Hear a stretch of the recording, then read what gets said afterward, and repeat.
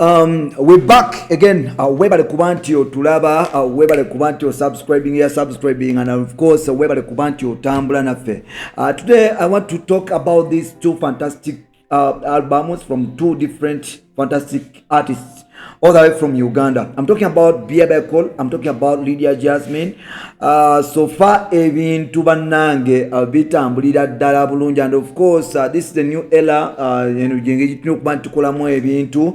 Njagala abali baleme kulimba nzize ne start entuufu ezikwatagana ku albums nebbiri. Esooka bagita break the chain performing etya lwaki Bebe kulu yagikola, lwaki oba ekyalina limitation mu bifo ebimu okuba nti tekola bulungi, and nyimba ki eziri ku album zino ezigenda maaso n'okuba nti zikola mpola mpola. And of course nja kuwa ku album ya mukyala mukulu amakiddwa nga Lydia Jazmine. Wow, album ya Lydia Jazmine yene erimukunewunyisa ebintu bingi, erimu performinga miracles embadde situubira ku mukyala mukulu amakiddwa nga Lydia Jazmine, and of course betugaa nti tugenda okuba nti tutunulira. So oliwaddembe okuba nti osubscribinga, oliwaddembe okuba nti olikinga, oliwaddembe okuba nti owa opinion yo mu comment section, and of course oliwaddembe okuba nti nawe otubuulira kikyolowooza bannayuganda kye baalikoze nga tebannaba kuba nti bata album, kikyolowooza bannayuganda kye baalikoze nga tebannaba kuba nti obaoli abadistributinga ndongo yaabwe ku mikutu egy'enjawulo. So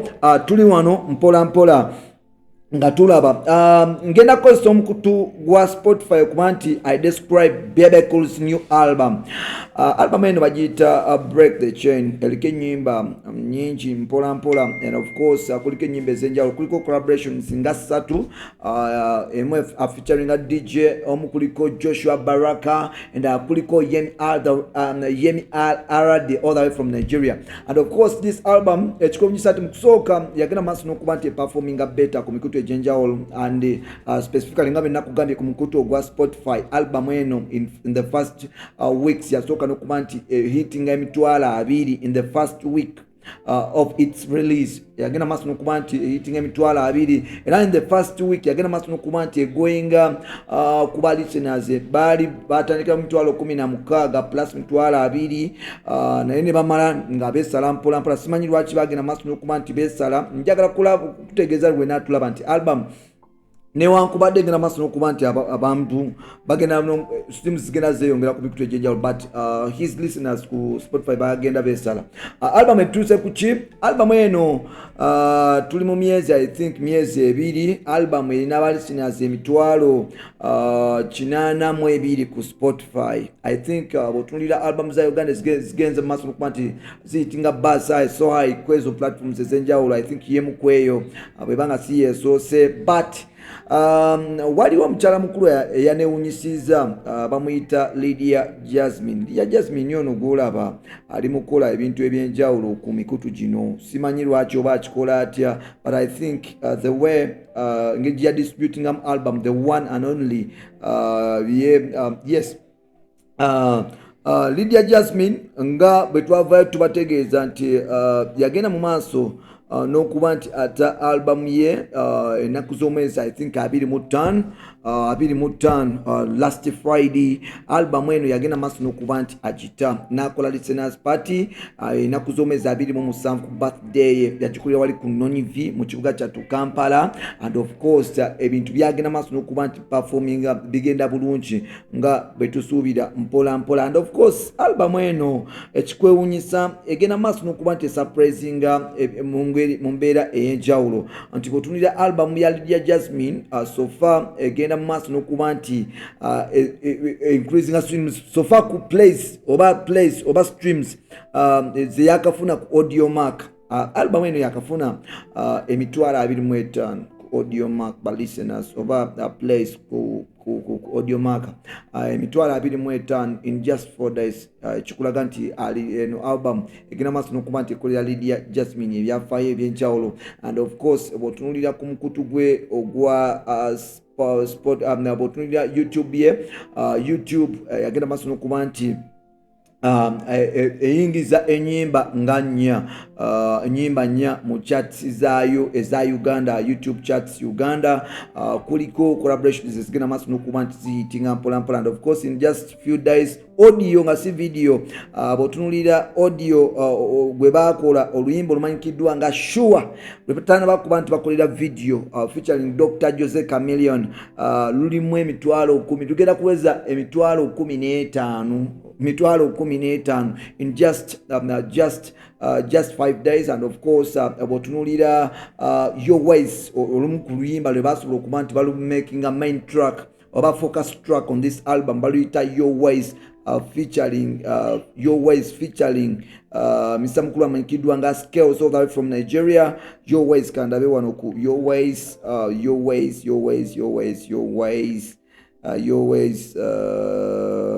by Lydia Jazmine.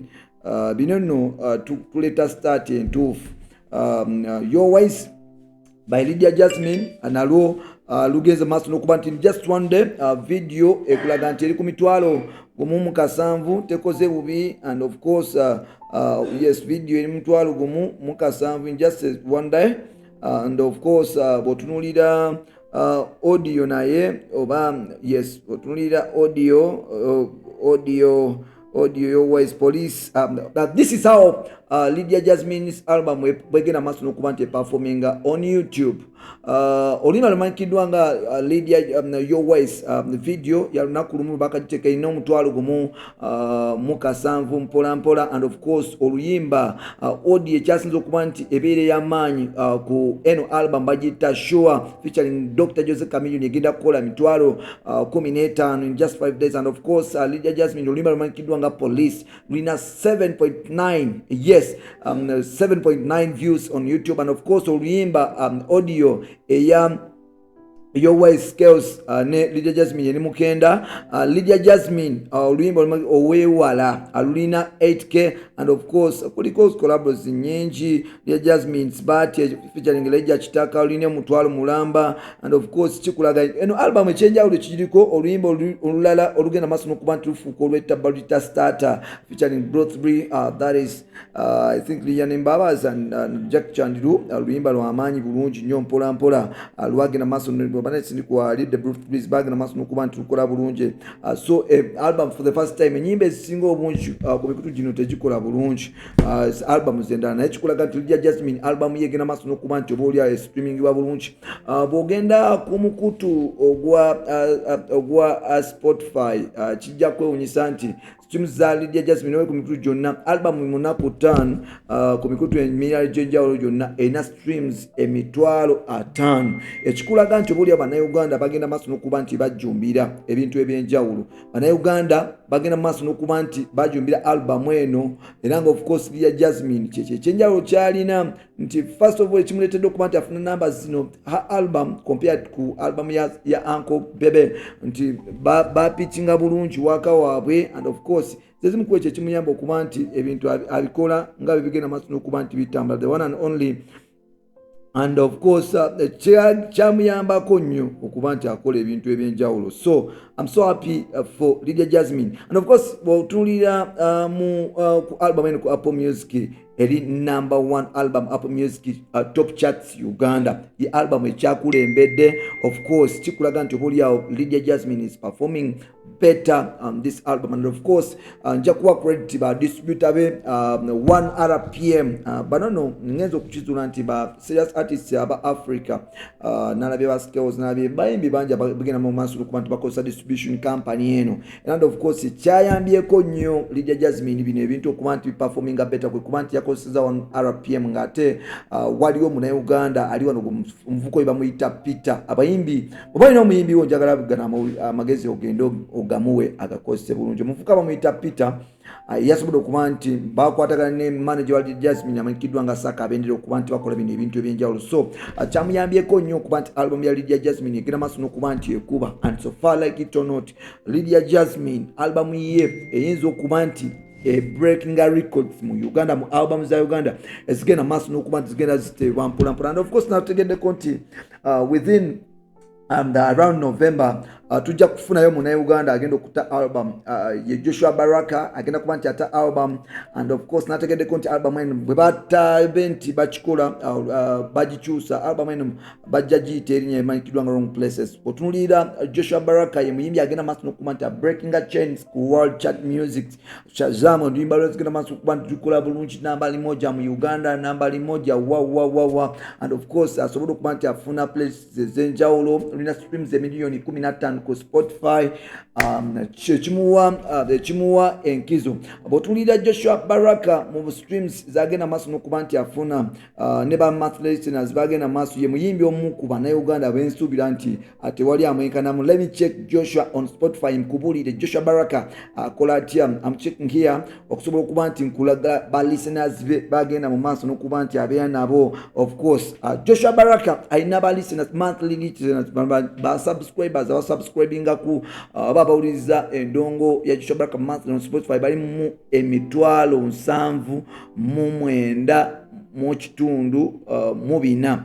7,900 mu kitundu mu bina. So kikulaga nti obuliawo Joshua Baraka agenda maaso n'okuba nti obuliawo akola bulungi. That's why like botunulira bigenda maaso n'okuba nti bikyuka mpolampola. Lydia Jazmine album ye esobola okuba nti increasing, nasemba okulaba nga ba listeners be bali gundi byenjalo erina emitwalo sofa bakajulizaako bali emitwalo 12 ku Spotify lunaku lwaleero bayingidde mu mitwalo 15 abasomeye kulaba mitwalo nga 15. Kikulaga nti bagenda maaso n'okuba nti bakola naje bamuwadde ba monthly listeners sofa emitwalo 4,4 mu bibiri.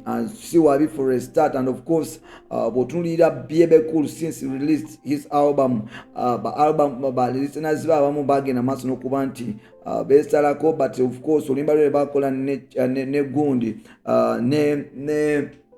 ne Joshua Baraka lwagenda maaso n'okuba tulumwongerako nnyo era nga ba listeners Bebe cool about break the chain about like so far listeners Bebe cool bagenda maaso n'okuba nti besa ku Spotify nga bali ku mutwalo 11.7 mutwalo 11 mu 10 mu 7. So Bebe cool nekikulaga nti obaoliawo enamba egenda maaso n'okuba nti yesalakoko here and there, but of course tulina sigala nga tupushinga nsuubira nti album ya Lydia Jazmine nyene kikifubira okuba nti yanjawulo be bayimbi bagenda maaso n'okuba nti ateekako nti yali yakola strategic plan entuufu, yagenda maaso n'okuba nti akola collaborations ez'ettabu entuufu.